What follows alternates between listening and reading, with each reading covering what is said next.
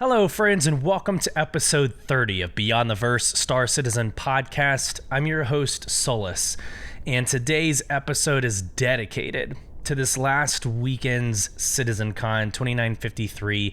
We're calling it Pyro for, I think, very obvious reasons, but there is so much more to unpack about this weekend than just Pyro.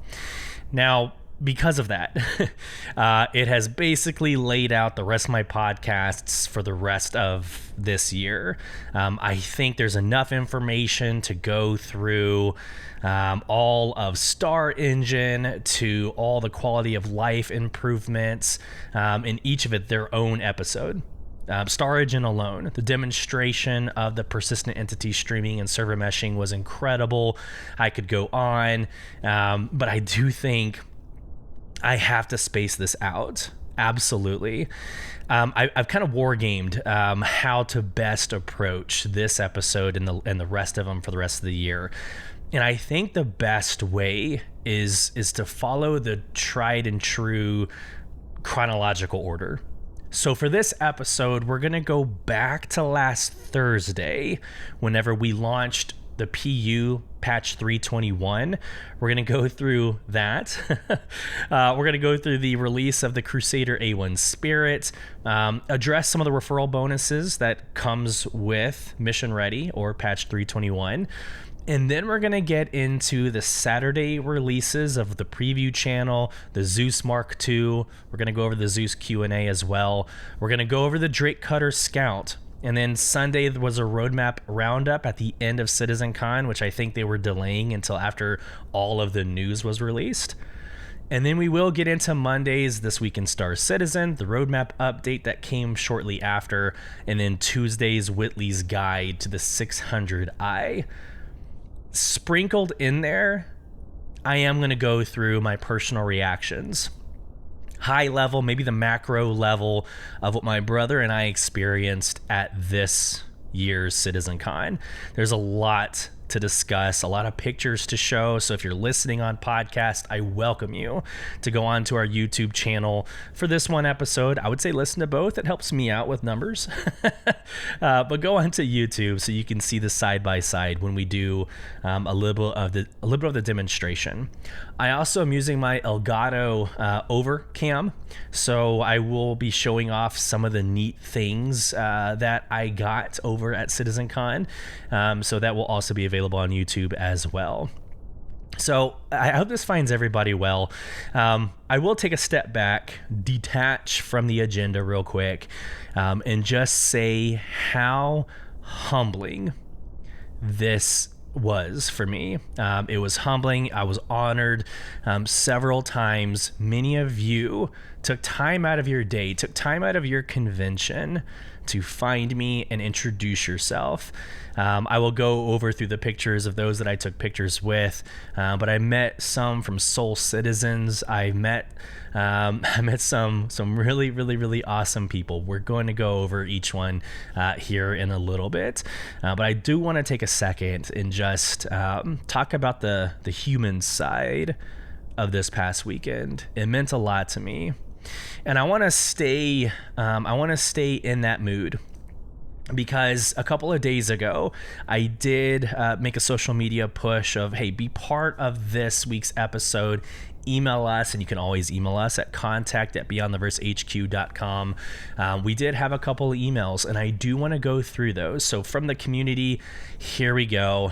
We haven't done this in a while, so I'm excited to get into this. But the first email was sent back on October 20th from a Ben DeMarco. So let me just read, and I'll quote. All right, let's go. Hello. I have no idea if this email goes straight to Sulyce or not, which it does. You found me. But thanks for the content. After years of listening to a friend talk on and off about Star Citizen, I finally downloaded it a week ago today. I was so into it that I looked for podcasts about it. I listened to a couple of your recent episodes, then went back to start from episode 1. That's awesome, my brother. I appreciate your ability to talk about polarizing topics diplomatically. It's refreshing in the world we currently live in. This email has no real purpose other than to say thanks and connect to this world and community. It is exactly the type of game I was looking for. I'm struggling to get friends back into it, so my start was very rough going solo. I've tried delivery and mercenary missions, and yesterday I got hooked on mining. Currently, I have 5 work orders in at the refinery, but with ship rentals, I don't know how efficient the process will be. It's actually really funny. Not that you care about any of this or read it, but I just wanted to communicate with someone who clearly had a passion for this thing that has me so excited. And one final time, thanks, Ben. So first off, I absolutely care about this. If you follow me on socials or if you do listen to all of my episodes like you mentioned, you're going to hear that sentiment permeate throughout every single episode. I would do this for one of you. This is my creative outlet. This is my additional passion towards a game, of course, I'm passionate about. But again, I would do it for one of you. So this email in and of itself gives me reason to continue. It gives me reason to make an episode 31, 32, 300, 301, right? Like episodes. Thank you so much, Ben. A couple of things that you called out. Let's go through real quick. Talking about polarizing topics diplomatically. Here's the deal. We talked about it a couple episodes. I'm going to say it again. There are 2 sides of the fence, right? The grass is not always greener on one side or the other. The cow shits on both sides of the fence. Straight up, right? So you can be a white knight and you could die for the cause. Or you could hate the crap out of the game, but somehow still make content. That's usually where content creators live. But I think you would know that the cow grazes at the fence, right? So it's this idea that like come to the center, be part of the middle and navigate the emotional dynamic that is gaming in the gaming industry, especially with Star Citizen and Squadron 42. After 11 years of ups and downs, this game will bring out the best and worst out of gamers, content creators, etc. So I will continue to try my best to navigate. I err on the side of optimism, but will address the pessimism and critical comments as they come necessary. So I'm glad you recognize that, and I'm going to continue pursuing that endeavor. If I ever back out of that, or if I ever change, I expect the community to put me in check, right? The next paragraph, exactly the type of game I was looking for. This has everything in it. Literally everything in it. And if you watch CitizenCon, or if you need to go back and watch the YouTubes or the Twitch stream, it literally has everything.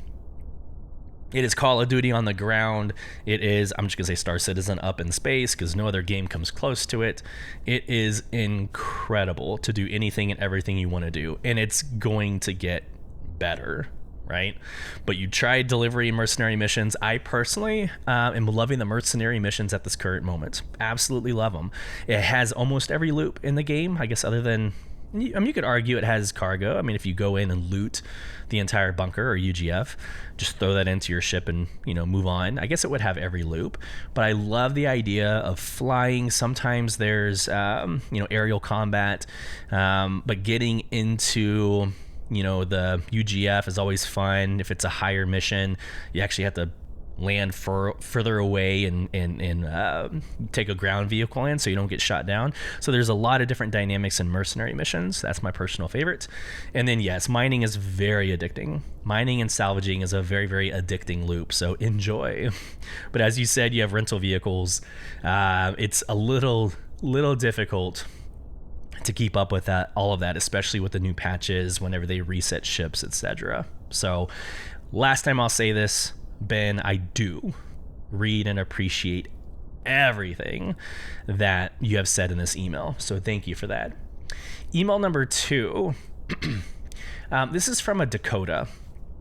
So this was actually 2 days ago. I'm actually not sure if it's in response to my push for communication or not, but I do want to read Dakota's email. It's actually a phenomenally written or well-written email. I'm going to read straight through it and then respond, but I loved this sentiment. Hello, Sulyce. My name is Dakota, and I recently began to listen to your podcast. It has become my go thing to listen to when I drive alone. I recently got into this game back nearly 2 years ago, but not playing until within this past month, though I have sporadically followed the project over that time. I think that's aligned with most backers. The game has always looked interesting to me, but I wasn't ready for it until now, and I feel like jumping in right after 320 came out and before the F8C event really was the right time. But just for me, but for the game itself, but also feel that at the same time it was the worst time to start because of how crazy CitizenCon was, which has led to some consents for me. Love it. Let's get into it. Given a lot of the issues that have happened this year and the setbacks that the integration of PES, that's persistent entity streaming, in 3.18 has caused, which we know 3.18 was a disaster.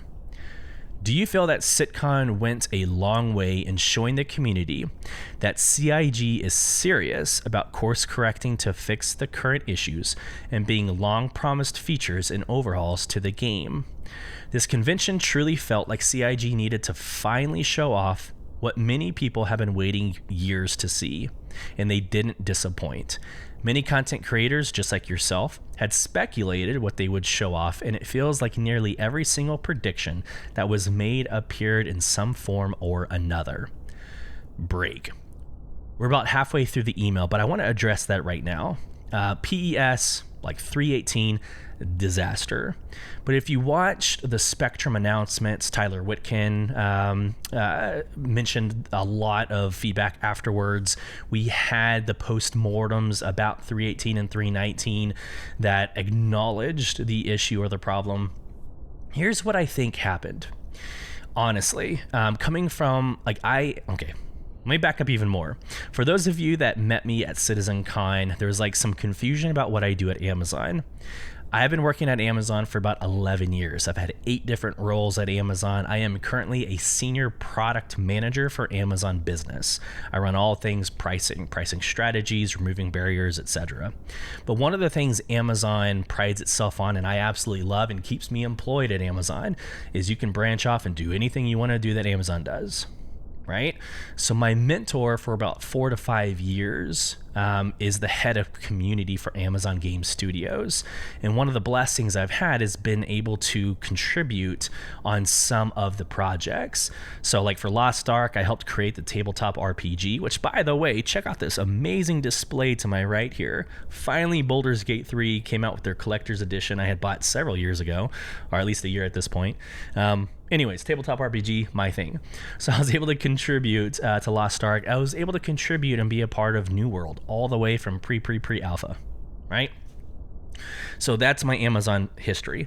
But as a senior product manager, I am well versed in a subject matter expert in Agile framework and Scrum project management and product management. Here's what I think happened. I think the director, let's say it's Chris Roberts. Somebody somewhere said, look, we need to execute this timeline before CitizenCon or before the end of the year. Let's backwards plan. Let's do a sprint to get all this crap out, right? So we were probably at the point where we felt comfortable launching persistent entity streaming. But if you watch the timeline from 3.18 to 3.21, 3.18 was like in March. So we had 3.18, 3.19, 3.20, and then last week was 3.21. That is a lot of major patchwork in 8 months, 7 months? It's crazy. That's what we call a sprint, right? These sprint cycles of trying to execute and cover down on things. They knew it was going to be a disaster. I think they knew it was going to be a disaster. I believe that we are now at a calm moment. We are now at a point where the water has settled, the dust has settled, whatever analogy you want to use. I think we are at the point that we can be comfortable inviting our friends back to the game, which I did. Actually, yesterday in Soul Provision, my organization, I got 3 individuals that have been on a hiatus back in the game, and they're loving how smooth it is. So there you go. I think that answers your question, but I do think they're serious about moving forward in a meticulous direction in how we get into 4.0. They've already said that 3.22 is going to launch in Q4 before the end of the year. 3.22 is going to bring some really awesome features that we'll discuss in subsequent podcasts. But our path to 4.0, I think, is going to be a lot smoother. We'll get into the replication layer and what potentially that will do to us. I think that'll be the next little hiccup, is when we introduce the replication layer separation. Again, we'll get into that in a little bit. Back to the email from Dakota. This is CIG talking the talk, which they have pretty much always been good at thanks to the open nature of their development process. Just because they can talk the talk doesn't mean they can walk the walk. CIG has had a history of not sticking to timelines, saying one thing and doing another. They say they will have nearly everything they have shown at the con out in 12 months' time, which is scary that Chris Roberts said that. I agree. But will it actually happen? Or will we have another instance of promises being broken come CitizenCon2954, and only a quarter of what was shown off this year has actually been implemented? Break. Chris Roberts is doing Chris Roberts things. How's that? If you watch everything, like 99% of CitizenCon was about Star Citizen, and then if you watch the 1% of Squadron 42 in that last video that aired on Sunday, you have to be a Chris Roberts in order to envision what they have produced so far. Visionaries tend to do this. Jeff Bezos at Amazon did this all the time before, he no longer is the CEO. It's now Andy Jassy, but regardless, he used to say this all the time. He used to do these things all the time. Yeah, we're going to go to the space next year, right? Like, these visionaries talking these superlatives to get this following and this motivation and morale. I mean, generals in the Army. I did 12 years, right? United States Army. We did this, right, to encourage and bring up the troops, right? So I think speaking in superlatives, or maybe in dynamics or dramatics, it's something Chris Roberts does. I'm pretty sure when he said everything you saw over the weekend will be out in 2024, I'm pretty sure every single developer in that company, I bet their butts puckered a little bit. They were probably like, well, damn, there goes all of my vacation. Won't probably get married next year. There's probably a lot of like, well, we got to go back to the drawing board now because we didn't think we had to produce this in this time. Do I think everything is going to come out next year? I don't know. I think the only thing that I'm a little hesitant on is base building, because that they're just now getting into like the implementation, or actually the development of it. They showed us a really awesome video of they already have the models built. They showed us the videos, the animations, so they have a lot of the visual art conceptually done. But the implementation of it in game, the economy that comes with it, the implications it has on server meshing. If I build a house on Microtech, is it going to persist, and then all of a sudden Microtech becomes this one planet with a crap load of housing? I don't know what that looks like. It's not for me to determine. So there you go. I'll take the easy way out and say it's someone else's problem. I don't think base building is going to launch. I do think everything else. I think we'll get the Bounty Merchant, man. They actually came out and had like a 10-minute apology for not having the Bounty Merchantman out yet. I think they have internalized that. I think they're all sick to their stomachs. Their excuse, or I'm not saying that in a negative way, but their excuse for not having the Bounty Merchantman is the retention of their, or attrition of their staff, and so they had to bring more on and train them, and so they lost time. That's all understandable. Now they're ready to go. I think now they're ready to pull triggers and make this happen. Let's go back to the email, because I don't want to spend too much time on this. I want to acknowledge the community and their messages to us. Back to the email. Excuse me. I want to be hyped because everything we saw over the weekend was worthy of a level of hype equal to that of a highly anticipated game of the year contender. Absolutely. I just can't be hyped because I know this is all probably not going to be in the game anytime soon. And it makes the game feel a little empty for the moment, not having all of these shiny new features. I have no doubt the developers have the talent and ability to get this all done. But there was so much stuff shown that we easily have enough content for 4.0, 5.0, and maybe even 6.0, which has me questioning how long is all of this really going to take. Are we going to look back at this con like Space Tomato and Salty Mike looked back at CitizenCon 2016 and how they showed off way too much, way too early? Don't get me wrong, I am hyped about everything they showed, but the skeptic in me is just going wildin'. Break. Yes and no. So the 11 years, if you look back at what they've been creating, they have been creating the foundation with scalability in mind. And this is not a fanboy moment for Star Citizen, Squadron 42, or CIG. If you actually look at the roadmaps and what they've accomplished, everything that they have done is with scale in mind, right? So the ability to create planets procedurally quicker. You've seen and heard that in tech roundups. The ability to create systems, the ability to create characters and clothing with a skeleton that you just change the cosmetics of so it looks different enough. Like, I think it's going to move exponentially faster once they get server meshing and all of that tech out of the way. I think after they create Pyro, all those lessons learned, it's going to end up becoming a copy and paste. Not in the negative sense that we're going to see system over system and think, oh, it's the exact same thing, same pig, different makeup.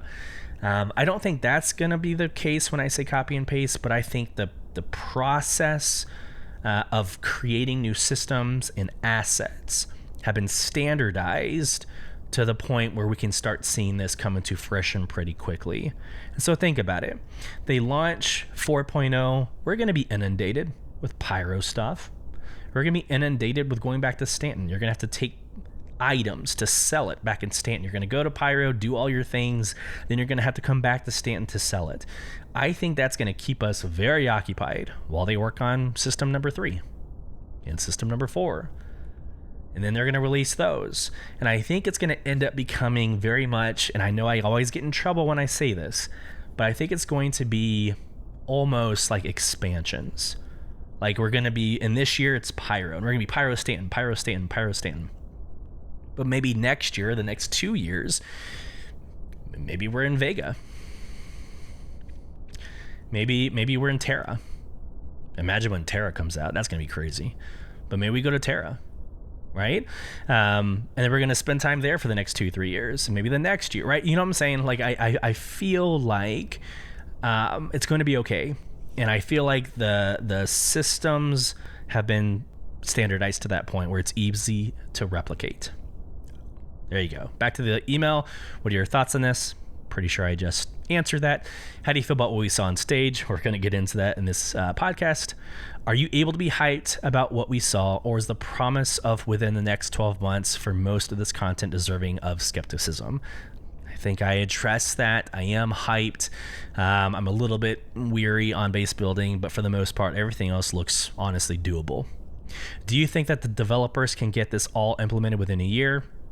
Yes. Or are we going to be disappointed again? I don't think so. I don't think we're going to be disappointed. I still stick to my original idea that Squadron 42 will be out in Q4 of 2024. I still believe it. In the AAA gaming industry, polishing is like 1 to 2 years on average, right? It depends on what game, obviously. But when I talk to the head of community at Amazon Game Studios and those developers in AGS that have the experience of working on AAA games, they agree. It's like 1 to 2 years. Well, Squadron 42 has been feature complete for quite some time. Maybe not a full year, but I think they've been doing polishing already. And so I think between now and a year from now, they should be able to get all their assets polished. They should be able to get episode 1 of Squadron 42 ready to go. I think next CitizenCon will be all things Squadron 42, like this past weekend's was all Pyro. Email. I would love to know these thoughts on these questions during your podcast. Thank you for taking time to read this and respond. Thank you so much, Dakota. Thank you so much, Ben. 2 phenomenal emails that honestly, I welcome that. And I will dedicate the first part of all of my podcasts addressing the emails as they come in. Because the rest of the podcast, you can go and look at this stuff yourself. I'm just a companion who is alongside of you in the podcast format. So I think addressing emails and addressing those conversations is something I'm very, very passionate about. Okay, we're like 20 minutes into the podcast. I'm going to try my best to keep this somewhat close to an hour. It's not going to be. It's at least going to be an hour and a half, maybe even 2 hours. But let's get into, I guess, last Thursday and Friday. So, clearing my throat real quick, and let's get going. Okay.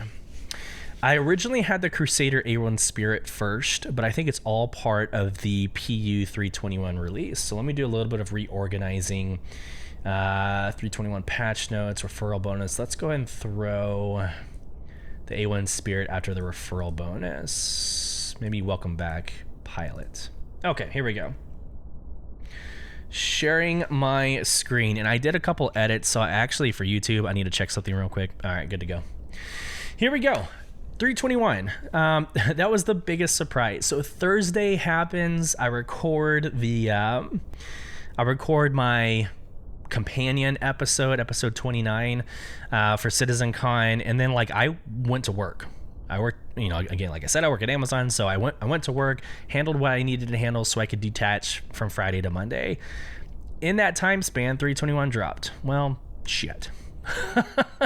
I didn't get to touch it. I didn't get to go into 321. I really wanted to see the jump point to Pyro. Wasn't able to do that because of the timing. So I would say upset. No, I wasn't. I was about to go to CitizenCon. But it was a little bit of a bummer that I wasn't able to get into it. But that was kind of a surprise. I knew it was going to be before CitizenCon, but the timing of it was right whenever we were getting ready to leave. But 321 introduces a lot into the game, a lot of missions. In fact, they're calling this mission ready. So actually, welcome back, Pilot. I'm going to skip forward real quick. Each one of these patches has a name. I didn't necessarily make that connection until now, so a little bit of transparency. But going all the way back to 315, 315 was Deadly Consequences, 316, Return to Jumptown, 317, Fueling Fortunes, 318, Lasting Legacies, 319, Call to Adventure, 320, Fully Loaded, and 321, Mission Ready.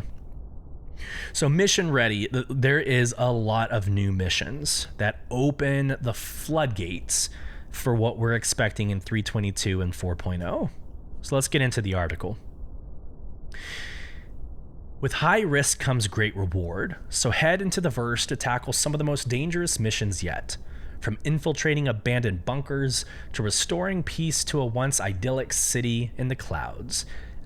Orson. Alpha 321 introduces all new escapades for pilots of every level. Plus, there's the latest groundbreaking tech, updated features, quality of life updates, and much more.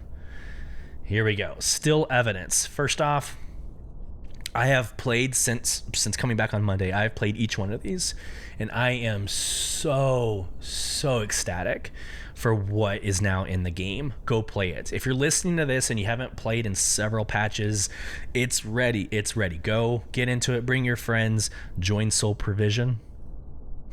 Hint, hint. But there is a lot to get into. Let's get into Still Evidence. Mission Steal Evidence at Security Post Korea. This all-new mission tasks players with stealing key evidence from Security Post Korea. A simple concept, but a challenge for even the most seasoned outlaw. Plus, if you're late to the party, the target evidence could already be in the hands of another player. How you retrieve it is your call. Shoot him in the face. There you go, just straight up. If you're not in Armistice, I have no reservations.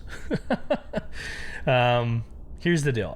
So many times I have gotten onto community chat or the general chat, and I'll get on to like vocals and I'll say, hey, friendly coming into the area, and I still get shot. I'm still dead.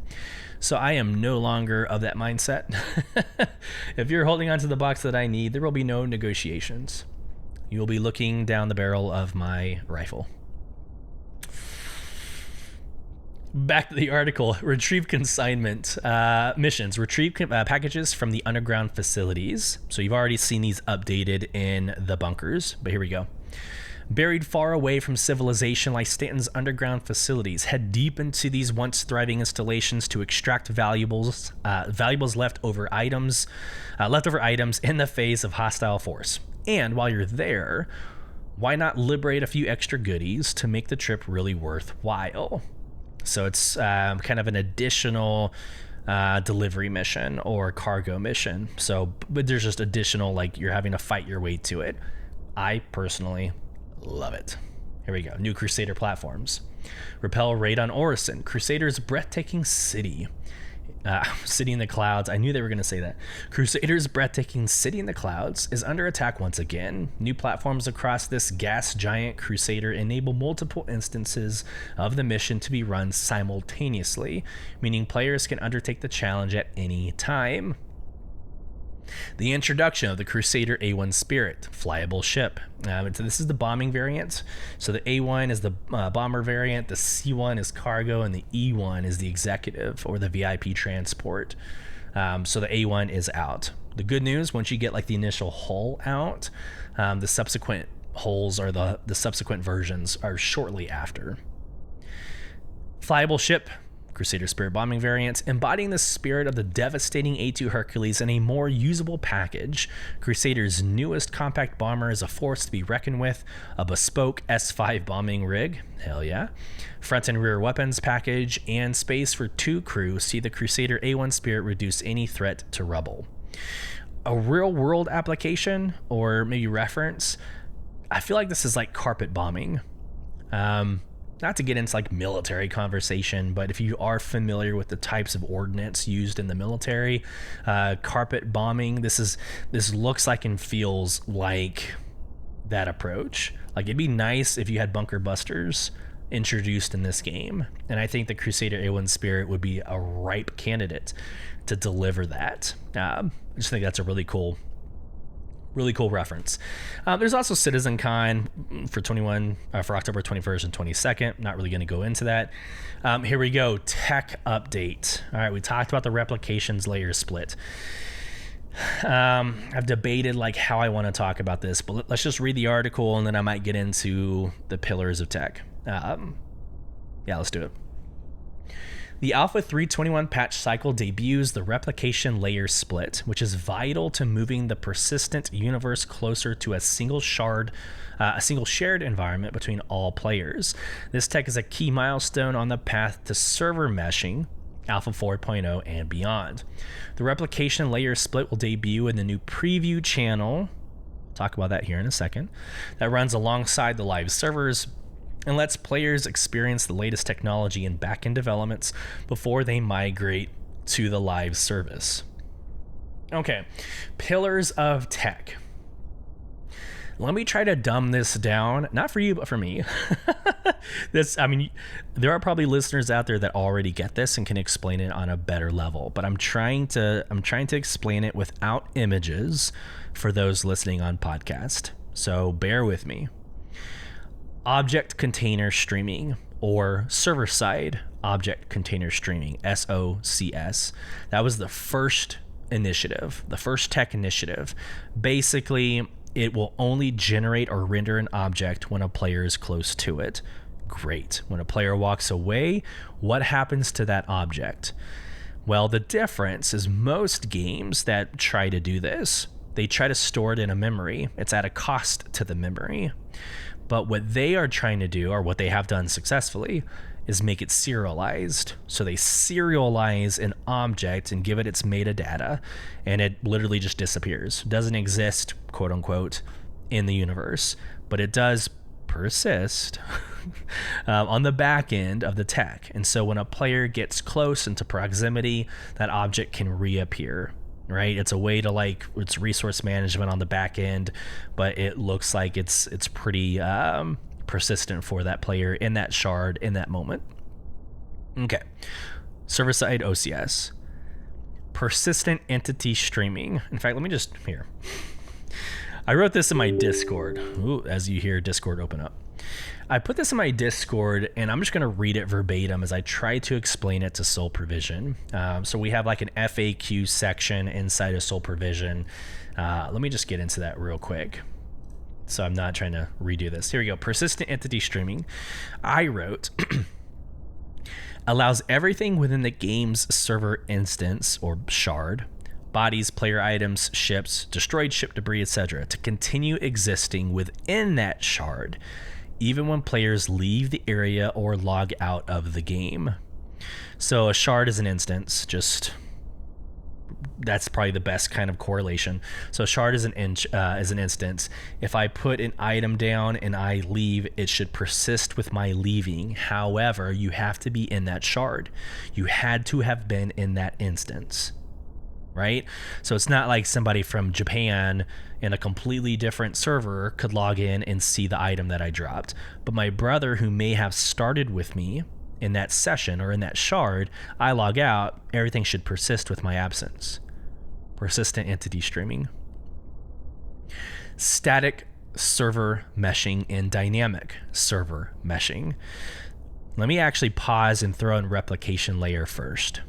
So SOES, PES, we just discussed, that is between the client side and the server side, and they're talking directly.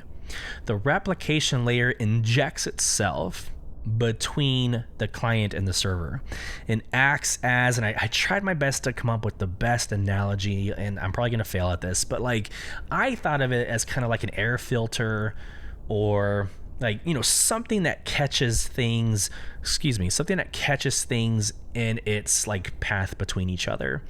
So I thought like air filter, but as the client is talking to the server and the server is talking to the client, it's being captured in a replication layer.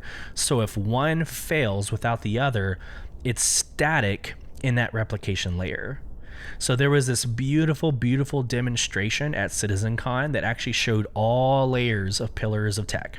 So all the way to server meshing, where it showed the demonstrator actually giving themselves a 30K. They gave themselves a 30K, they fell off the client, but their buddy who was in the server with them continued, and the experience for the gamer who 30K'd stayed the same because they were connected to the replication layer and not the server. So the client side failed, they still, experienced the same thing with each other. They were able to still move around, shoot, move, communicate. And then once the client side or the server side ended up coming back online, they picked up where they started. They basically showed the erasing of all 30K, 60K, 80K, 90K. They showed that going away. It's gone. In this example. So that is the true benefit of replication layer, right? The separation there. So they're separating the server from the client. The replication layer is right in that center spot. But again, it's based off of like one shard, right? It's one instance. Again, somebody from Japan coming in and seeing things like that hasn't been introduced yet until we get into static server meshing, which is right around the corner, guys. After replication layer, the next is static server meshing. Quickly, static server meshing allows for different locations to be hosted by different servers. This is gorgeous. So at the last part of that demonstration I just mentioned at CitizenCon, they showed, so it was the demonstrator plus like 3-4 of their buddies all in the same server. They were showing how when they entered a zone, some zones would turn on, some zones would turn off, but they ended up showing how one server had authority over one zone, whereas another server had authority over a different zone. So as we flex in and out of occupation of a zone, that meshing of servers persisted for each one of those users. 3 different servers going in and out using the replication layer showed persistence. Mind blown. Nothing ever in the gaming industry or any sort of industry, media, has ever been done like this, and we saw it real time. Chris Roberts said something about crying when he first saw it. I'm just shocked and in awe of the fact that they were able to do this and be successful at it. It was absolutely incredible. And I hope for those of you on podcast, I did justice by explaining what this all means. But we are now at the replication layer being introduced. It's going to go to the preview channel, then I'm sure PTU, and then to the PU. We'll get into the preview channel here in a little bit. Woo, last but not least, the 321 referral bonus. Hey, listen, for those of you who this might be your first time listening to Sulyce or Beyond the Verse Star Citizen podcast, I do have a referral code. I am not one to ever put it out there. It's just not something that drives really anything that I do or create content for. But if you're looking for a referral bonus that gives you additional UEC when you join, or you want this ship we're about to get into, you can use the referral bonus *94S as in Sierra, T as in Tango, hyphen, B as in Bravo, K as in Kila, F as in Foxtrot, F as in Mike. And that will be in the show description. It's always in the show description, YouTube description, etc. But feel free to use that. If you use it now, you could get your hands, or you will get your hands on what I'm about to show you. So I backed out and I'm going back into the screen share. So cruise into Star Citizen Alpha 321 in style by referring to a friend. I just did. I referred you. Starting October 19th, refer a friend to Star Citizen, and both of you will receive a consolidated Outland Adventurous hover bike, which you see in the image. The hover quad with Copperhead paint for free. And I'm pretty sure it is also lifetime insurance as well. So feel free. I get it. You get it. We all win. Awesome. They're like with every other event, with every patch release, with most events, Jumptown, Xeno Threat, any of the others, they always release or they always put out in the pledge store additional ships that you can buy. So here we go. Fight for victory in these mission ready vehicles, 1 out of 9. Here's your A1 Spirit. It's a very sexy ship. Consider getting it. The CRR Pisces. It's the Pisces, but the medical version. Cutlass Red. It's a medical cutlass, but probably one of the best drop ships in the game. The Cutter Scout, which we'll get into here in a little bit, but that was a surprise. That dropped during CitizenCon. Very cool for $50. The Mercury, the Prowler, the Redeemer, the Valkyrie, and the Vanguard Hoplite. So pretty cool. Like any other event, feel free to go buy more pledge ships. Whatever. I mean, there's an argument or debate on when is the right time to get new ships. What I will tell you, my advice, just wait until November. November is the Intergalactic Aerospace Expo. That's probably the best time. That and Invictus launch week in Q1 of each year. Those are probably the best times to get ships, the best deals, the best bundles. So I would hold off personally until November to spend any new money. All right, like always, I will go through patch notes. I don't go through the known issues, don't really care about that. But what I do is I paraphrase. So let's go through. Long-term persistence is enabled. You're going to start off with 20,000 UEC. So really no difference there, but you will loss of items not stored in the long time persistence. So you will lose items if you haven't moved them back and forth in your inventory. We've talked about that several times. List of known issues. Moving on. New features, locations, new jump point, rest stop stations, and Lagrange points. Go check it out. They are so beautiful. But it's the Pyro Gateway, the Magnus Gateway, and the Terra Gateway. I think I said Vega Gateway maybe at the beginning of the podcast. Totally meant Magnus with the Pyro, Magnus, and Terra. Gameplay, we talked about the new patch releases, feature updates. We talked about the Repel raid. I'm pretty sure we already covered most of this, but just know that this link is available in Spectrum and of course will be in the show notes as well. I'm just going to keep sharing my screen straight into the hover bike referral. So here you go. It's actually beautiful. One of my favorite color combinations, like copper and cream. Copper and cream is a very beautiful, luxurious color combination. And I'm kind of sounding like morphologist in this moment because it's like design language and all that crap. I love the color combination of copper and cream. So you've got like the base color of cream or maybe even white with the accents of copper. Gorgeous, gorgeous ship. So referral bonus, how do I refer a friend? I think pretty much this is all good to go. I wanted to see if the LTI, the Consolidated Island Hover Quad given out as a referral reward, includes LTI and is non-meltable. So you will have lifetime insurance. So there you go. You can't melt it, but you can upgrade from it, right? So think about it. You're going to get a free $50, item that if you wanted to use that to upgrade to another ship, by all means, you can upgrade, actually spend real money, upgrade it to another ship and transfer that lifetime insurance to the next ship that you get. Cool.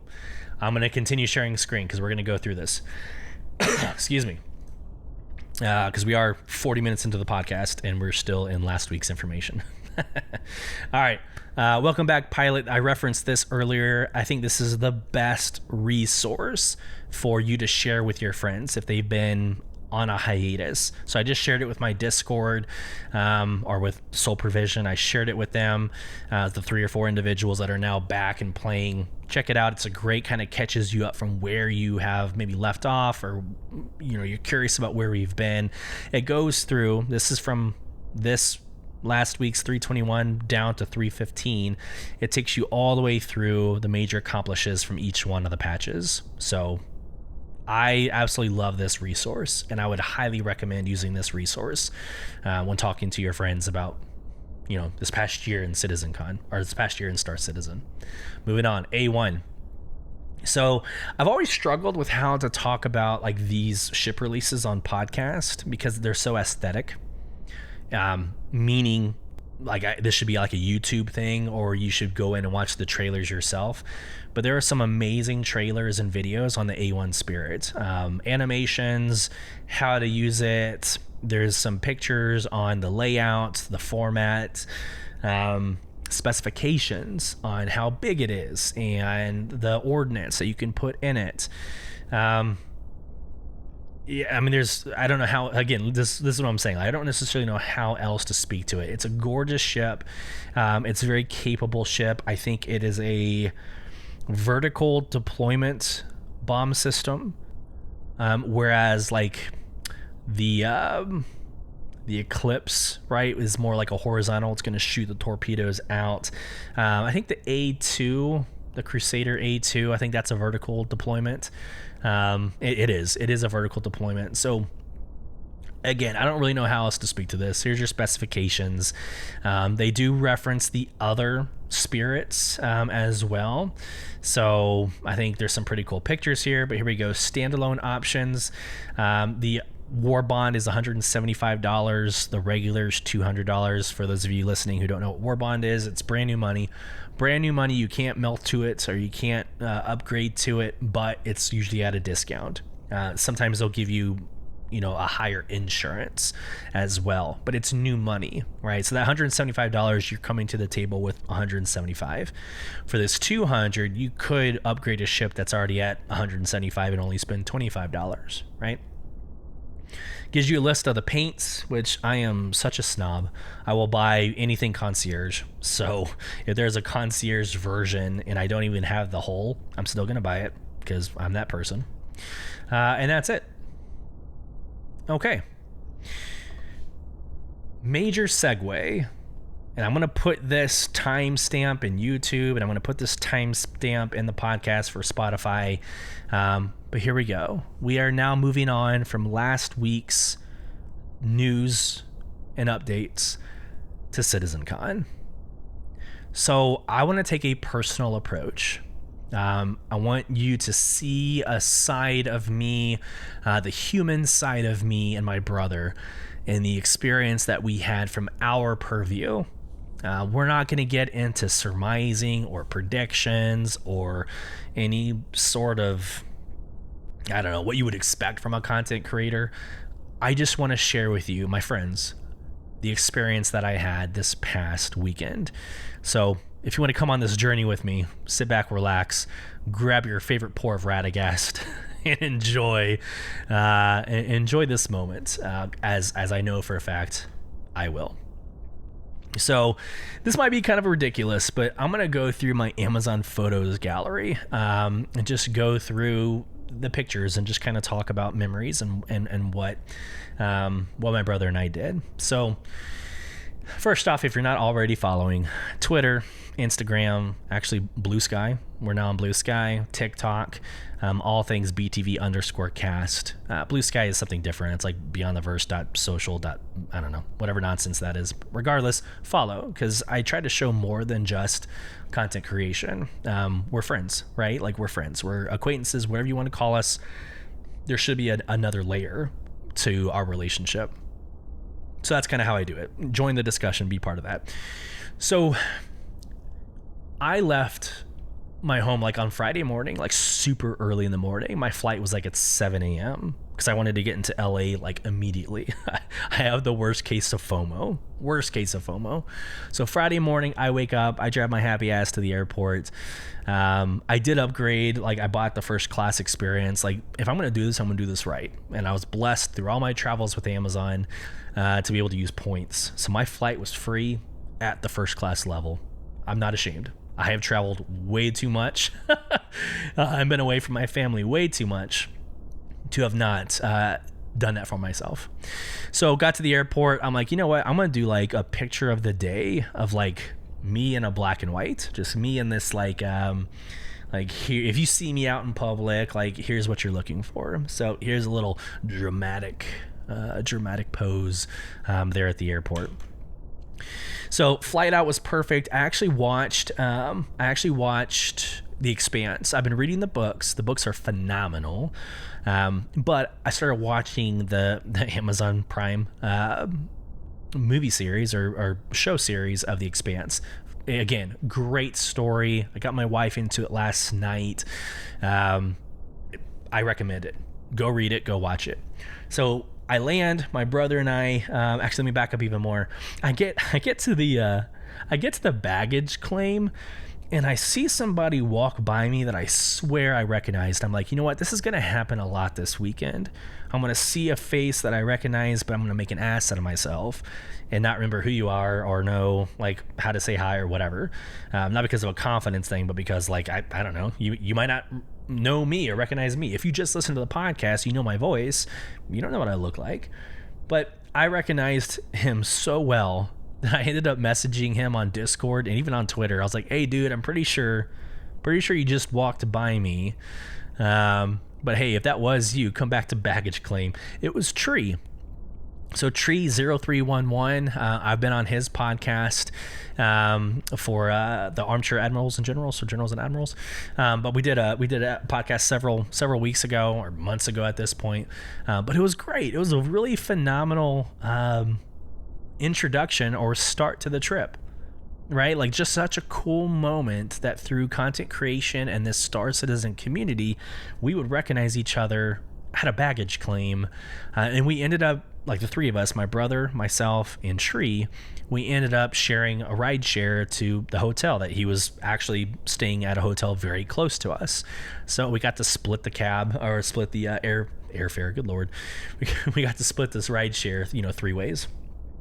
So just, again, a really, really, really awesome story. So he went his way. He was actually staying with the Astro Historian. So him and Paul, or the Astro Historian, did their own thing. Me and my brother ended up going to the observatory. The observatory, that's kind of a funny story in and of itself. It was extremely hot because there's no shade. And I didn't make the connection. I didn't think, hey, observatory, there's probably nothing over it because it's an observatory. So there was no shade. I now know why most of CIG got sunburnt when they did this a couple of days ago as well. But I was burning my ass off because I was also wearing a long sleeve, you'll see it here in a couple seconds. But I had a long sleeve on, so I was melting as well. But a beautiful, beautiful view of the Hollywood sign. So what you're seeing now on YouTube, it's a gorgeous, gorgeous video of picture of the Hollywood sign. And then I took a landscape, so you're seeing now the entire landscape of when you first get to the observatory and you look, I think it's westerly, but to my right at the moment. So you'll see, here's the city of LA on the left, right? And then here is the Hollywood sign way over here in the top right, but a kind of a panoramic. There you go, a panoramic of what we saw looking over to the right. There's my goofy ass, my ugly mug standing there with a long sleeve on, with a Hollywood sign in the back. Again, super.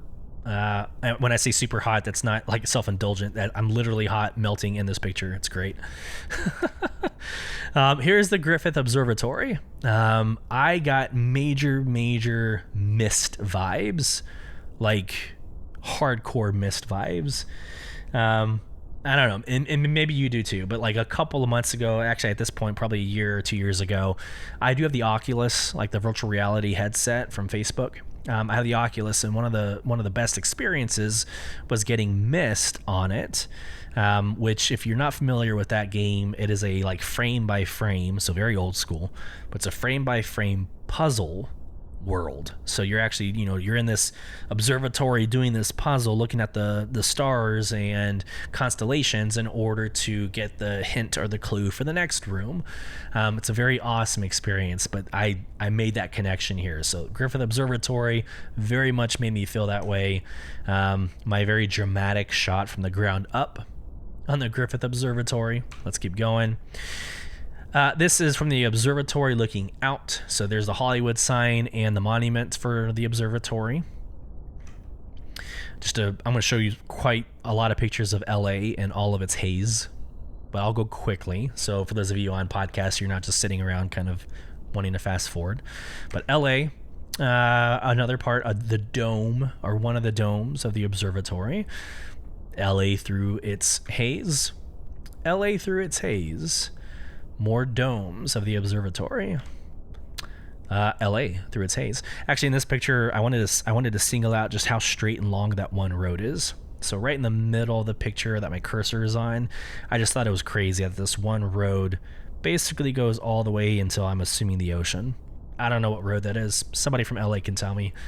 Just thought it was a really neat picture. Here we go. More kind of artistic, but from one of the rails of the observatory. I took a picture through the rails of the LA skyline in its haze. All right, here's a video. The first video, in each video, I could not figure out how to mute it before I played it. So excuse me that every time I hit play, I'm going to have to mute it immediately, but you're going to hear a pop of sound. Bear with me as it kind of is a little loud at first, but here we go. All right, so this is inside of the observatory. It was a planetarium type feel, but you had real life sized planets. Well, hold on. To scale. Life-size planets, that doesn't make sense. But the planets are to scale. So these are each one of our 9 planets. Yes, I'm counting Pluto. Fight me. But the actual planetary itself represents sun, and each one of these planets is relative to how big the sun is. So I thought that was a really cool video. Here's another video. It's actually kind of funny. It's my lunch at the observatory, but check out this view. Watch this. So I love like the panning, but here's the panning from like my very healthy lunch. But check out this view. Boom. It's like a balcony overlooking that entire west side of LA. So let's just watch that again. I absolutely love this view. But in front of me was LA. To the right of me was the Hollywood sign. Cherry Cokes for the win. Again, fight me. But anyways, beautiful, beautiful, beautiful view. I'll take it. We also watched like a 25-minute video on the history of the Griffith Observatory. So very awesome. Another great picture of one of the domes of the refracting telescopes with LA in the background. More pictures, more pictures. All right, later that night, back to like Star Citizen. Later that night, I did announce on socials, or I shared on socials, that we had access to like an early registration. So you could go early, like between 7 p.m. and 9 p.m., or maybe it was 5 p.m. and 7 p.m. I don't know. You had a 2-hour window that you could go get all your stuff needed for Saturday's events. So we went early, and here's the stuff that we got. So if you were a premium ticket holder, really the only difference besides the VIP lounge, which my brother and I never went to, I just thought about that. The only other thing that you got was this poster. So it is a numbered, and I think that's pretty cool. It's a numbered poster of the gang Rough and Ready. It's that logo that you see actually on my shirt. Yep, right here, where it says CitizenCon, the R&R. And now, of course, you see it on the YouTube screen. But the Rough and Ready gang logo, or the marking, whatever you want to call it, the tag, whatever you want to call it. And I am number 418 out of 550. So deductive reasoning would tell you that there was about 550 VIP members. If there's a total of 550 posters, and I was 418 of that, you could surmise that there were 550 VIP members. And actually at the after party, it felt like there was 550 people. It was very packed. So I thought that was cool. Wanted to share that photo with you. And then everybody, no matter who you were, you got one of these pins and challenge coins. So for me, I was employee number 2009. So I thought that was cool. They're all serialized, or they're numbered. They're all unique. So again, you could surmise, since the total is 4,550, that's probably roughly how many attendees that were there for CitizenCon. And I was number 2009. So closer image of each one of those, the pin and the challenge coin. All right, day 2, or really day 1 is CitizenCon. So thought that was super exciting to share about Friday. Let's actually get into CitizenCon reactions, and we're 54 minutes ish into the podcast. So I told you an hour and a half to 2 hours. Here we go. I did not know what to expect. No idea. I didn't know the theme of CitizenCon. I knew there would be conversations about Pyro. I knew there would be conversations about Squadron 42, but I had no idea what to expect. I honestly, having done many Twitch cons and Comic Cons in my past, I expected kind of an open forum of like just tables everywhere, booths that you just walk around and experience. I was not ready for what I experienced walking into CitizenCon. Like, it was, let's get to the pictures. So here's my, again, ugly mug. I had intended, hey, if you saw me, this is what I look like when I'm walking around the venue. And I shared that on socials. And again, had many of you, amazing people come and spend time with me and introduce yourself. So blessings to every single one of you. Even those who couldn't make it, but will make it next year. Look forward to meeting you. Pictures. Here we go. All right, this first video is hilarious, and it actually, relative to my usual post, went viral. But I'm sitting in line I'm standing in line ready to go in. This wraps around many times. And I took this video standing in line. So there's people everywhere, right? People everywhere with their bags, some in kind of a cosplay, outfit. But I took this video and I was like, look, this is probably everybody who has killed me in game. I wish there was a way to know how many of you at CitizenCon are responsible for pad ramming me, shooting me in the face, pushing me off of a platform, just flat out destroying me in PvP, flight combat.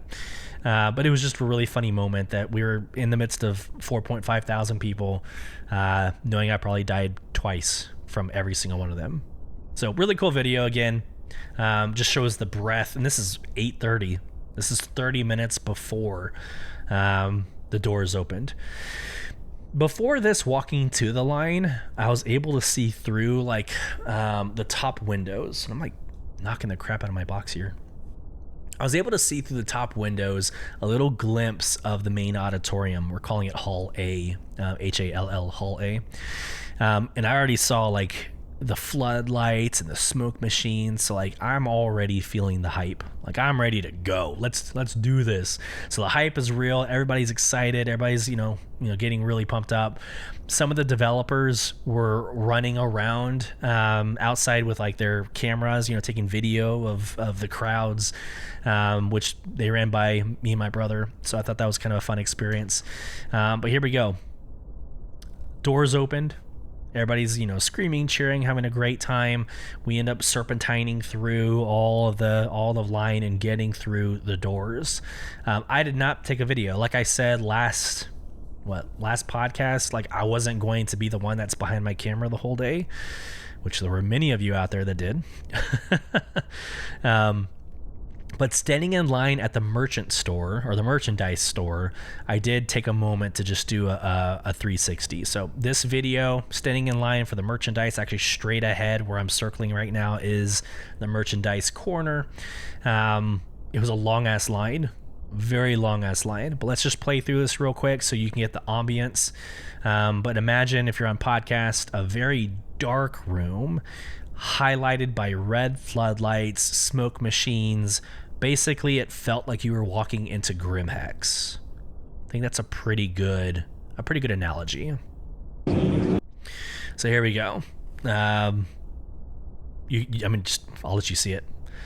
They were draping almost like Christmas lights. They were draping lights through where the community booths were. Just the whole, it was very dark. I will say that it was very dark. So taking pictures with friends, obviously taking videos, it was very kind of hard to like see each other. But you're there for the rest of this, right? You're there for everything else. So there you go. There's Hall B with everything community wise that was in that room. This next video also went viral, and actually most of my posts were over 2,000 views over the weekend, so I'll stop saying the viral piece. But here's Welcome to Pyro. So this podcast has talked several times about them releasing what was happening in the top left corner of that map. Well, here's Welcome to Pyro. It left nothing to doubt. This was absolutely going to be an opportunity to play Pyro. Rows and rows and rows of Asus computers ready for people to jump into Pyro. Amazing. And so I think I zoom in on one of these. Yeah, I zoom in on one of these. It's a picture of the jump point going into Pyro. So incredible, right? So again, the hype is real. This is before 11 a.m. when we were going into Hall A for the main presentation. So everybody's talking about, man, did you see the computers? Oh, did you see the Pyro images on the computer screens? It was incredible hype or build up. Okay, this is another, again, I like my panning. If you watch anything that I create, I usually pan because I love the motion of panning. But here's another view of the of Hall B. Okay, so here we go. I start from the screen of CitizenCon, I move down, and here's the kind of hanging Christmas lights, if you will, over the community booths. This was the general access, like sitting area, and then sort of over here in the corner that I didn't really view is the VIP sitting area. If I pause it right here, you got Space Tomato. Yeah, Space Tomato doing an interview in front of the Pyro sign. So I thought that was kind of cool. And then back to, which I thought this blurred out perfectly, but back to the welcome to Pyro that completely went out of focus when I went to it. Okay. EQNX, or Equinix, I'm going to call it EQNX. They had this amazing Lego setup of the Bengal carrier. So this picture and this picture, they had a booth set up. I'm sorry. If you do something as creative and complex as this, I'm taking a picture of your stuff. That was an amazing replication of the Bengal carrier. Moving on. Okay, Hall A. They opened the doors to Hall A. My brother and I got actually really good seats in the center aisle. This is for day one. The center aisle on the left, probably at the far back row from the first section, or in the first section. So here is Hall A with all of the mood lighting, the smoke machines, the green lights, the black lights, the blue lights. And I'll just let you see this, but you can see where everybody's, hype was coming from. They did an amazing job. So again, very dark. So some people came up to me and said hi. It took me a couple of seconds to recognize who they were. But yeah, there's the first section you can see in the back. There's a back section or a second section. But my brother and I got really good seats. We went in early. Like it was like 9:15. I'm sorry, like 10:15. Getting ready for that 11 o'clock start time. So that was good. Here's a big, huge ass picture of what my view was for day one. Cosplay. Holy crap. Okay, so of course there are things that happen between the start and cosplay. We'll get into that here in a second. But the cosplay contest was incredible. Like working outfits. So like these four over here that had the Xeno threat outfits, like their masks worked and the script scrolled on like their tie or the centerpiece. Like amazing cosplays. You had Jerry, right? Somebody dressed up as Jerry. The winner, so here's Galactica. The winner was right to the right of Galactica. It was this individual right here that kind of had I don't think it's Xeno threat. I'm going to insult most of my listeners. I don't know what gang or outfit style this is. Let me know in the comments. I want to go back and I want to like either edit this or put like an overlay. But whatever design this is for this cosplay, this one, the event. But I just wanted to take a second. I tweeted about it. I'm going to say it again. Actually, I mentioned it last week as well. I have the utmost respect in the creativity it takes to create these cosplays. It's incredible the amount of passion, precision, perfection that comes from what we saw on Saturday. So very cool. Alrighty, moving on. I'm gonna clear my throat real quick. Staying with pictures, so John Crew came out and talked about the backlog. I didn't take a picture of every single slide for obvious reasons, but here's John Crew speaking about the backlog for vehicles. And so for those of you on podcast, obviously YouTube, you can see what I'm showing, but for those of you on podcast, it's called the backlog. Over 200 vehicles exist for us to support. You have a light blue of those that are released. So let's do quick math. Let's do 1 2 3 4 5 6 7 8 9 10. 1 2 3 4 5 6 7 8 9 10 11 12 13 14 15 150. 1 2 3 4 5 6 7 8 9 10 160. So there are 160 released ships on this image. 160 released ships. The white that you're seeing are unreleased ships, right? So 15 across, it's 30. 2, 3, 35, 36, 37, 38, 39, 40, 41. There's 41 unreleased ships right? And then new in 2023, 1, 2, 3, 4, 5, 6, 7, 8, 9, 10, 11, 12. So 12 new in 2023. I'm not going to try to remember what I just told you, but there's a box graph of how many ships are in existence. We either released this year, or unreleased. Thought that was a very good image of where we stand. And somewhere in there is the Bonding Merchant Man. Somewhere in the white is the Bonding Merchant Man. The poor little guys.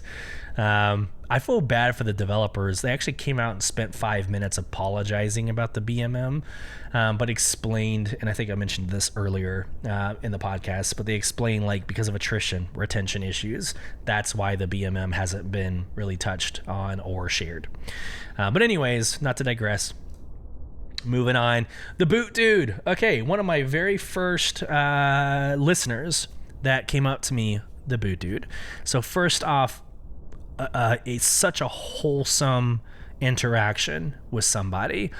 They're from Tennessee, so that southern, just good, genuine human being vibes.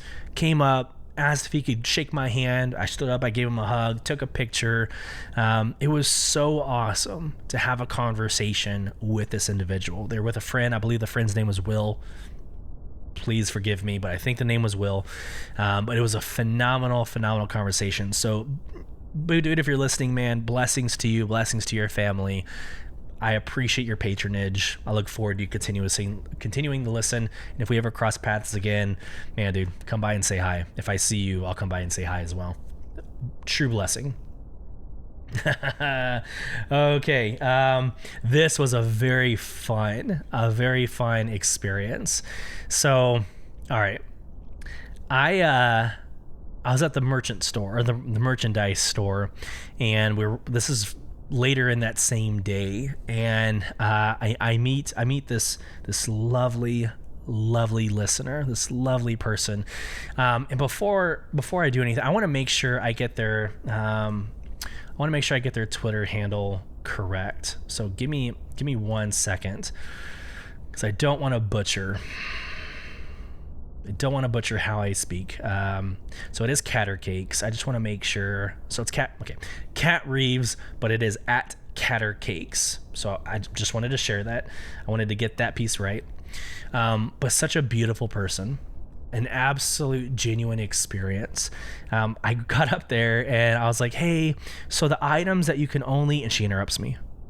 She goes, oh my God, are you Beyond the Verse? Are you Sulyce? And it was just this, like, it was just a surreal moment, that it kind of, I think that hit me, where, like, CIG and members of CIG are also listening to this podcast. I don't know why that shocked me. I don't know. Maybe it's because Robert Space Industries doesn't follow my social media accounts, and that's not a thing. I'm not asking them to. I would never ask them to. But, like, I just didn't really, like, I don't know. I don't do this for them. I do it for the community. So it just never really connected with me that some of CIG would be listening. But this was the first time a CIG employee, and I don't want to diminish her to that title, said they recognized me. And that meant the world to me. And it even meant more that she was just a beautiful person, inside and out, just an amazing conversationalist. She came out from behind the counter, wanted to take this picture. I asked her, to take this picture. My brother ended up taking it for us. Again, just a very great experience. And if you're listening, blessings to you and your family as well. I hope this finds you well. It was such a special moment. Thank you so much. And then we got to play Pyro. All right, so this was cool. The venue ended. The venue closed at 7. It closed at 7 p.m. But my brother and I went into the line to play Pyro really late, and we were one of the last waves to get promoted or to get pushed into Pyro. So instead of only having 40 minutes to play, so 6 to 6:40, they told us we could play until 7. They're like, we're not going to put anybody in for 20 minutes, so why don't you just continue playing for the last 20 minutes before we close the venue down? So my brother and I were one of the very few I got to play Pyro for a full hour on the first day. And let me tell you, Pyro was incredible.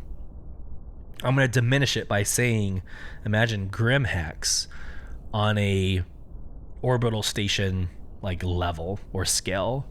It felt like that. It had the gang markings or the gang tags everywhere on the walls, but it felt so good to be in the Pyro system, to see basically the chaos and the turmoil of like the fire and the clouds, and it was just a beautiful experience. So this is a picture of me and my brother getting into like the loading screen. You can see the jump point or the orbital station, and when you log in in the medical beds of the jump point, or I keep saying jump point, of the orbital station.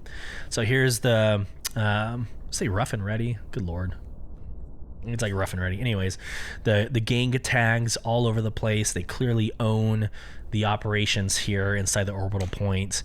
But man, it was such a great experience. I'm trying to figure out why this picture is not showing. Ooh, it's because my Amazon Photos is not loading. Oh, my kiddos. If you're watching on YouTube, you can see my kiddos. Love them to death. All right, and you're getting a sneak peek of everything I'm about to show you. All right, here we go. All right, so because they just had announced that the Drake Cutter Scout was flyable, and it was actually one of the flyable ships that they provided for you in Pyro, I jumped in it. And I chose that as my ship. So here is the Drake Cutter Scout inside of Pyro, inside of one of the hangars. This is flying outside of the orbital station, and just look at that beauty. I mean, the station looks gorgeous with the gang taggings all over, like, you know, again, the platforms.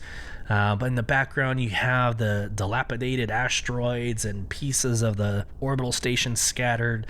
It was so beautiful to fly around. Something you've never seen before in Stanton. Another image of the Cutter Scout with that same description in the background. This is on Monox, M-O-N-O-X, Monox. I chose to fly there first, and the pixelation is because I'm taking a picture of a screen, so I mean, I hope that makes sense. But it's an outpost with the sun setting behind a mountain in the background. Again, just a very, very, very beautiful, surreal environment, again, that you haven't seen really in Stanton. So that was gorgeous. I wanted to take a picture of the map, so at some point, if the Astro Historian hasn't already done this, I kind of want to dive into the orbital map or the star map, but you see all the different like clusters and systems and planets. And what's funny is I actually don't see Monox. Monox was like right here, M-O-N-O-X. It was right here, and I don't actually see it on the map anymore. But that's where I went first. So yeah, unless I'm completely turned around, because here's the Pyro Stanton jump point. Anyways, I'm having a moment while recording a podcast. Okay, so there's the star map. There is the line of us, and actually that second individual is a member of Soul Citizens. So I just got to meet a lot of really awesome people. He was one of them in line with us to play Pyro. It's my brother getting all into Pyro. Look how serious he is. There's my ugly mug. Super satisfied while flying around in Pyro. Look at that guy. Kind of a dramatic, because again, this was at the end of day one, so kind of a dramatic photo of "See you tomorrow" from CitizenCon in the background while we're playing Pyro. Very awesome photo. Here's a collage of the Boot Dude and Cat that I put together. One of my favorite photos. I've more than likely get that framed because of how much it meant to me. So thank you. That night, we decided to play it cool. We went to the bar Citizen. that night. And then after Bar Citizen, we ended up hitting up a rooftop bar that was on top of our hotel. So this is just a video of a pan of what we saw from on top of the hotel. Cool. No, I didn't mean to do that. I just backed out of everything. All right, day 2. So Sunday morning. Again, here's my black and white photo that I told you why I did each day.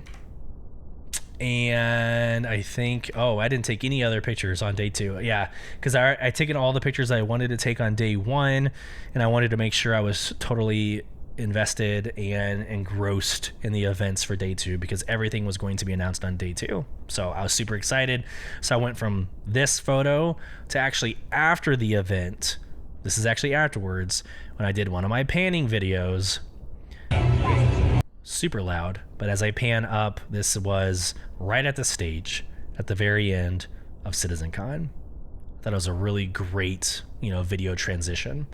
The rest of this is the after party, and I'm pretty sure. I don't think I have each one of these broken down, but regardless, I think this is the better one. Okay, I'll end on this so we can get into this week's news an hour and 15 minutes later. In the top left, you've got Sulyce and my brother on the far right, but the man himself, Chris Roberts. So, of course, that's probably the coolest picture, that we could possibly imagine. But that is Chris Roberts. In the top right here is his wife, Sandy Roberts, right? So my brother and I with Sandy Roberts. And then we just go down the hit list. We got Jared Huckabee, right here. My brother is kind of peeking around in the background. This is actually a funny story. So Jared's walking around. He's clearly tired. I don't know how he gets away without having COVID. This from over the weekend, a dude was shaking hands. He's lost his voice, right? Dude was engaged, getting after it. So I felt bad asking him for a photo, but I think he was in that kind of delirious state where he was like, screw it. I'm going to just continue mission, keep going. He takes my phone from me. So actually he's holding the camera right now, taking the picture. He takes the camera from me and he tells me to do like a hand sign, like West Side. I've debated whether or not to tell this on podcast. He tells me to do like the West Side symbol, and I end up doing the shocker. And for those of you listening, I'm not going to explain to you what the shocker is. It's inappropriate. It's not my brand. But I did the shocker, and Jared was like, he calls me out on it. He's like, dude, I don't want to do that. I don't want to be associated with that hand sign. And he gets on to me, right? He corrects me, and so I end up getting it right. I end up remembering what the West Side symbol is, and so there's that picture. I thought that was a funny story, a true, genuine side of Jared. Jared, if you're listening, you're welcome onto this podcast at any time, ever. You say it and you're there. John Crew, Tyler Whitkin, the man himself, the head of community over at Star Citizen. Jake Acapella, or Jake Bradley, which was also his birthday. Hey, happy birthday, brother! If you are listening to this podcast, so I made sure one of the first things I said to Jake was happy birthday. So there's Jake, and here's Authy. So seeing Authy a few times over the weekend. Y'all heard her on this podcast several episodes ago. So I had some really good interactions and meeting up with Authy a few times, and then to Poets. So if you're not familiar with DePoets does he has a YouTube channel, a very infamous YouTube channel where he does like product reviews. He's done some like Intel work in the past couple of weeks, but of course recognized him. He's walking around in a freaking suit. No one else is wearing a suit. But it was really awesome. It was really awesome to connect with him, follow each other on Twitter. It was just a really genuine exchange of two content creators as well. So just great people to add to the collage. And I'm pretty sure I can't show you this video. I wasn't allowed to show you. I wasn't allowed to take videos, and I totally accidentally took one. So I'm not gonna show you the video. But this was the after party at the CIG Studios in Los Angeles. This is before I knew not to take a photo or a video. This is inside the break room, so I'm not going to show you that. Moving on, inside the break room, here's Jared Huckabee. We had some more individuals talking about the history, and I'm going to butcher this story, but Jared told a really awesome story about the paint that you're seeing on the walls. So he mentioned what we're seeing here is actually Terra, and how Star Citizen originally was supposed to start in the Terra system. But after going through ideation, it's supposed to be this oasis, like Terra is supposed to be this oasis of a system. You wouldn't have most game loops. Like, you're not going to have like dog fighting in an oasis. You're not going to have bunker missions in an oasis. So they chose to scrap their work on Terra at the moment and moved to what we are currently playing at as Stanton. That was just a really awesome inside story of how agile framework, but how moving, we say shoot, move, and communicate in the military, but this idea of being flexible and always on the go. They realized that this was going to be a bottleneck of growth and opportunity, and so they scrapped something and moved to something new, and that needs to be okay in this ever-changing project of Star Citizen and Squadron 42. Wanted to share that. That was really cool. The man himself, Chris Roberts, autographing posters, which my brother and I did not bring anything for him to sign, so whatever. Still got to see him, still get to take pictures with him. Not worried about that. More pictures of him taking photos, and I think the rest... Oh, Chris Roberts and Tyler Whitkin. Awesome.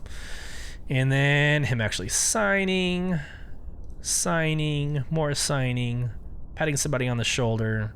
I don't know what he's doing here, saying something to somebody. And then the rest are photos that you saw collaged. If that's even is that a verb? Collaged? Made into a collage earlier in the pictures. So I'm moving away from pictures. Let's get hour and 22 minutes into the podcast. Let's get into the actual news of Pyro and this week in Star Citizen. So here we go. One of the main conversations that came out of, one of the main conversations that came out of CitizenCon was Pyro is live. Now, hear me out. Yes, it's live. It's live. It is live. Now, is it live in the PU? No. Is it live in the PTU? No. But it is playable in the preview channel as of October 31st. Okay? So everybody who wants to get into a debate and fight, first off, I always welcome a fight. You know this about me. But I said that Pyro would be playable in some way, shape, or form in Q4 before end of the year. I mark this off as a win for Beyond the Verse Star Citizen podcast. October 31st, if you are selected to be a participant in the preview channel, you can play Pyro in the preview channel. Here we go. Introducing the preview channel. At CitizenCon2953, we unveiled the preview channel, a new channel running in parallel with our live servers aimed at facilitating the smooth integration of emerging technologies onto the live servers. Read on for details. I'm going to go quick. Let's go. Throughout the development of Star Citizen, we've achieved numerous technological milestones, each bringing us closer to the immersive universe we've always envisioned. When a foundational technology comes online for the first time, it often requires a time of adjustment. It's an iterative process, iterative, good lord, I can't say that word, that sees our team combat unforeseen challenges by inventing solutions on the fly, a process that can often cause disruptions for those who simply want to log in and play. That's where the preview channel comes in, a new environment where we will deploy and test new underlying technology in an isolated environment to protect the reliability and playability of the live service. Upcoming foundational technology such as the replication layer split and crash recovery will roll out in the preview channel first. These technologies will be tested in the hardened in preview channel before making their way to the PTU for migration to live. So this does not replace the PTU. It is before the PTU. In the future, when we're ready to deliver server meshing, you can expect it to go to the preview channel first for its effects to be observed and tested before it goes to the PTU. Any new technologies on the preview channel must be validated, graduated, and ultimately mission proven before making their way to a live release. Here we go. Here's my explanation of the preview channel. It is a dedicated experience that has 4 walls. Like, here's your 4 walls. Here are your left and right limits, and you have to stay within these left and right limits to try something. It's almost like the Arena Commander's experimentation mode, but it's in the universe, right? But like, you cannot, in this example, you would not be able to fly from Pyro to Stanton and like, you're dedicated to Pyro, and there's probably some planets that are turned off, some mission types that are turned off, whereas the PTU is basically the PU just with new features. So it's a very deliberate scoped platform where you can go and test. And then the PTU is basically the PU in a test environment. And then of course the PU is the PU. I think that's the best way I can explain what this is. And so it is.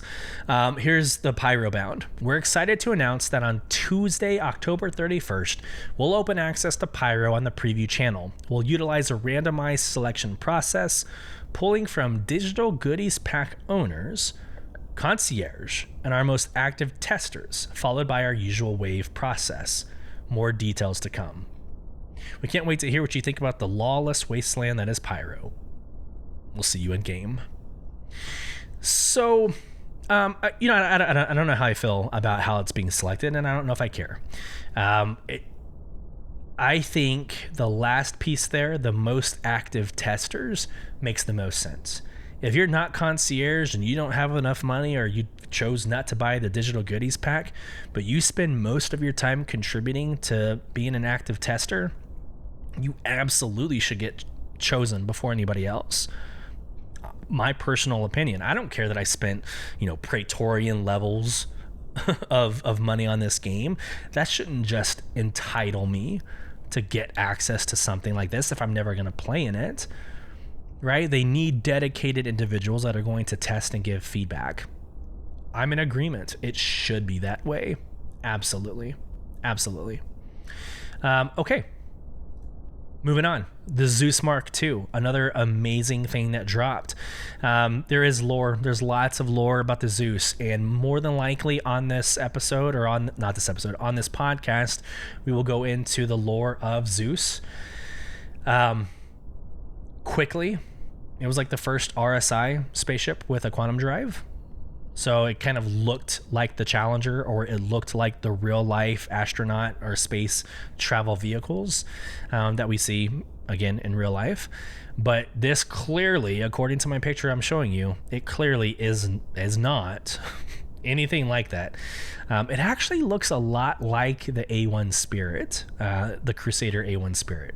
So it kind of has like that thin, almost like an Eclipse model, right? So very, very thin and crisp, sharp edges.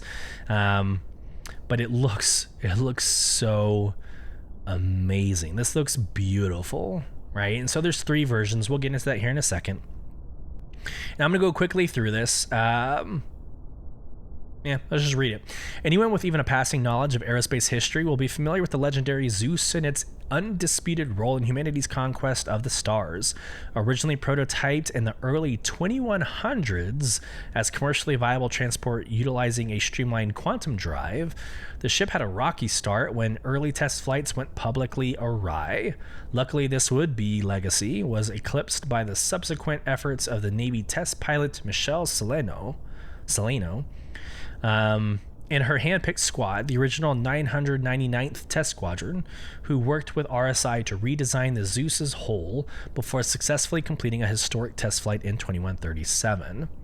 There you go. There's the lore, if you wanted it. Quickly, there's 3 models. There's the ES, MR, and CL. Let's see if I remember.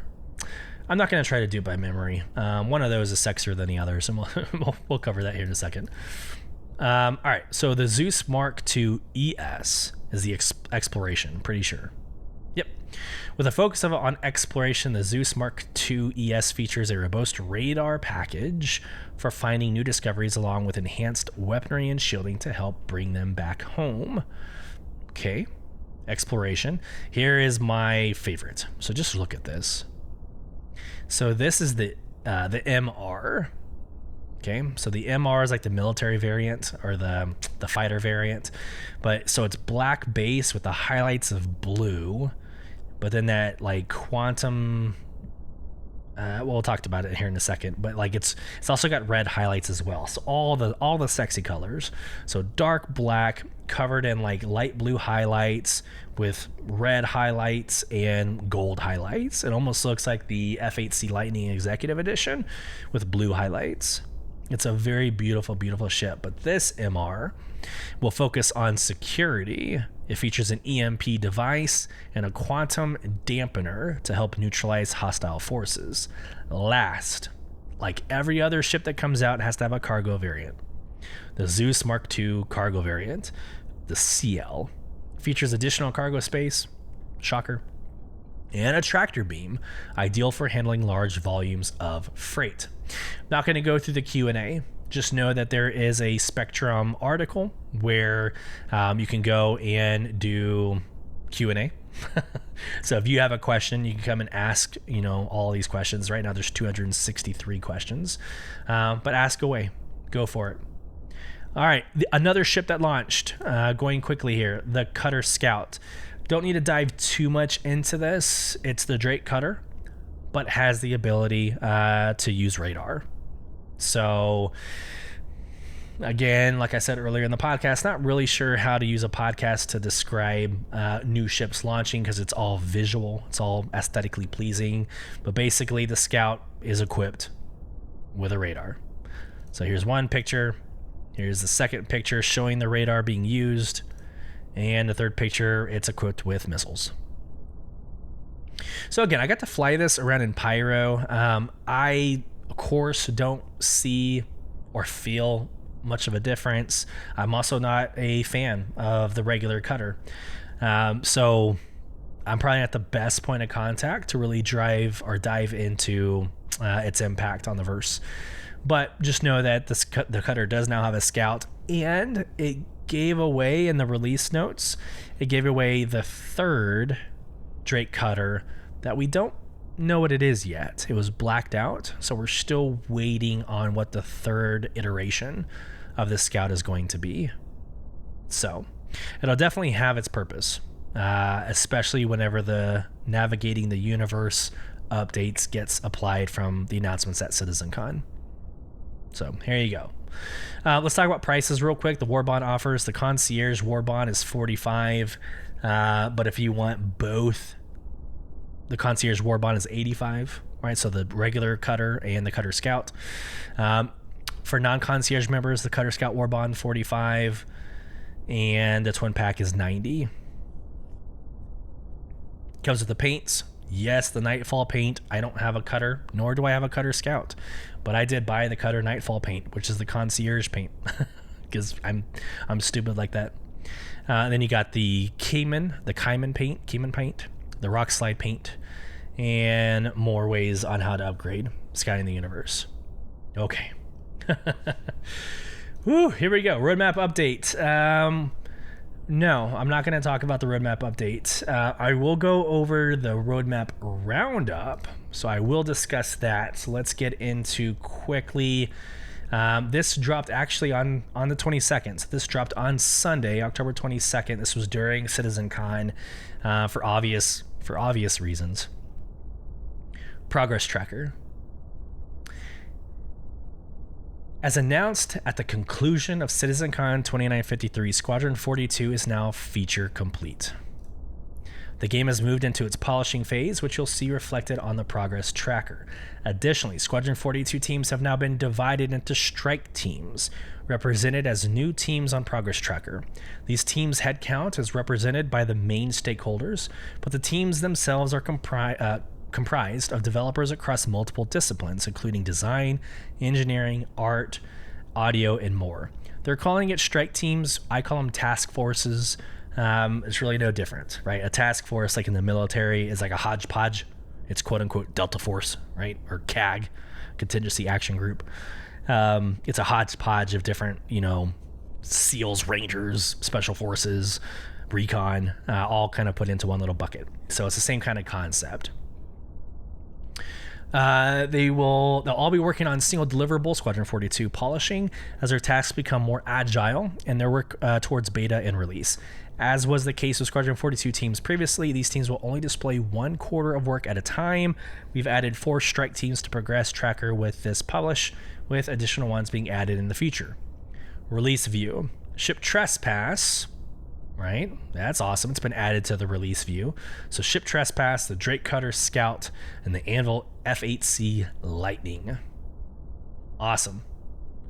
And I think we're about ready to wrap up this podcast. The only thing we haven't discussed is the lore post, the Whitley's Guide, Origin 600i, and then on Friday, tomorrow, will be a weekly newsletter and Jump Point October issue. So quickly, here's your Whitley's Guide to the 600i. Such a gorgeous ship. Right now, there's a tweet that I sent that is going viral. I think it's right under 3,000 impressions. But the discussion is the rework. The rework on the 600i and what that means to this beautiful, beautiful, beautiful ship. But this goes into the development history of the multi-role luxury vessel of the 600i.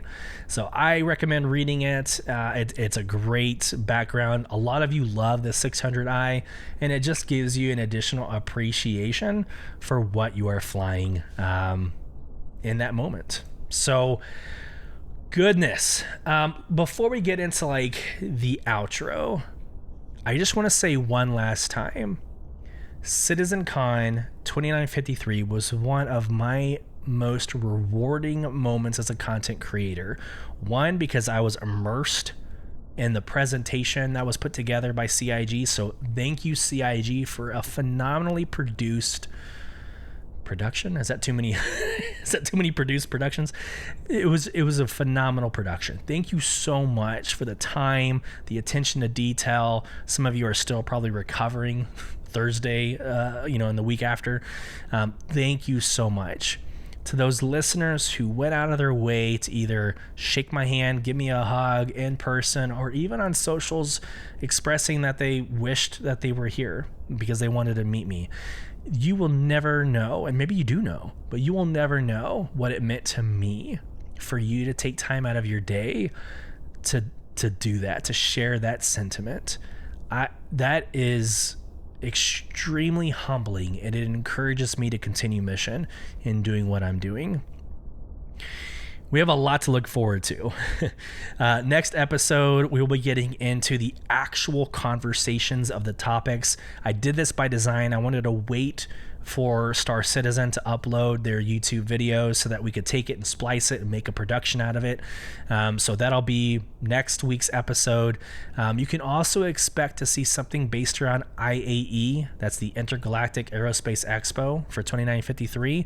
We'll do like a preview, as that is the last 2 weeks of November. And then, man, we're almost already, into the December holiday month. Right? So if you celebrate Christmas, I will reference Christmas a lot, but I celebrate Christmas. There's a lot of the Illuminati. I'm pretty sure it's called the Illuminati. I'm having a moment of doubt right now, but we have a lot of that to look forward to as well. Like I think it's 12 days of December, I think we had for last year. So we have a lot to get excited about, and that ends up more than likely around the time of the release of 322. And then 2024 happens, and we'll be getting into Pyro. Squadron 42 is going to be out. You're in the right place. You're in the right place if what I've said resonated with you at all. We're going to continue this sentiment. We're going to continue this way of talking about the project we all love. You can get involved in the conversation with your questions, comments, concerns, emotional outbursts by emailing us at contact@beyondtheversehq.com or interacting with our Spotify questions and answers and polls at the end of each episode over at Spotify. You can join our in-game organization, Soul Provision, by applying at www.robertspaceindustriescom/orgs/provision. You can watch this episode and previous episodes video replay over at youtube.com/@btv_cast. And you can follow the conversation over at Twitter, TikTok, Instagram, all at /BTV_cast. Once again, thank you for joining us. We hope this finds you well. And until next time, safe travels as you traverse beyond the verse.